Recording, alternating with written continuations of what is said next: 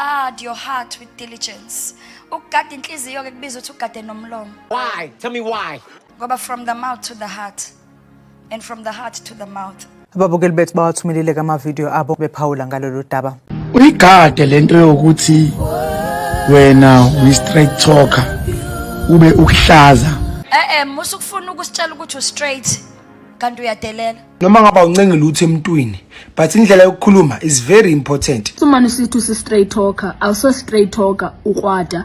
Wena usisi-straight talker unenhliziyo embi ungcolile. Noma uyi-straight talker phela ibe khona imena.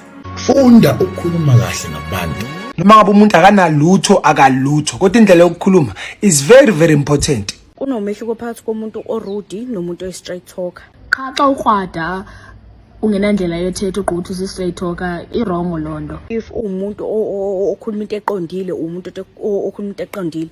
No guys, ingxaki mina ndisi-straight talker, ingxaki yakho ukwada and awunandlela yothetha. Uyadelela Musufuna sik-understand ukuthi uyi-straight talker kanti awufuni ukufundiseka.